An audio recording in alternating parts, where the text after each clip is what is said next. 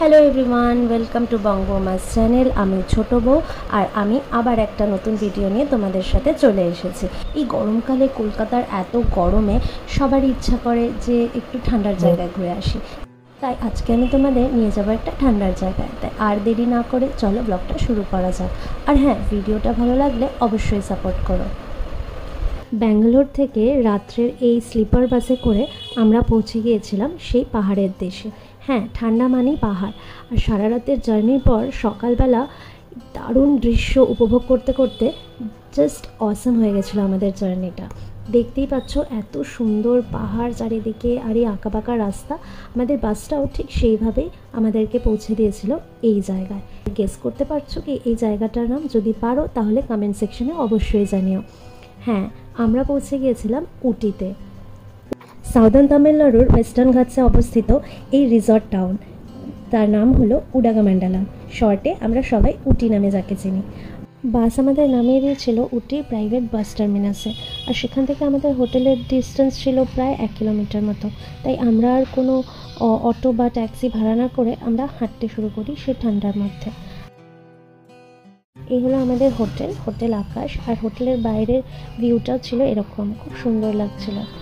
হ্যাঁ, হোটেলে পৌঁছেই একটু ফ্রেশন আপ হয়ে আমরা বেরিয়ে পড়লাম সাইট সিনের উদ্দেশ্যে।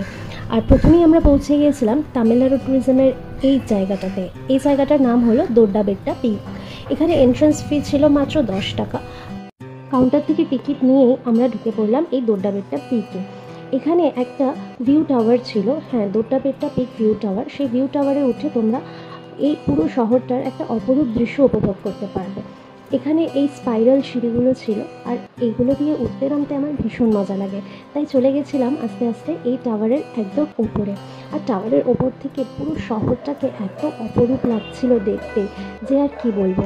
তোমরা দেখতেই পাচ্ছ এত সুন্দর ভিউ।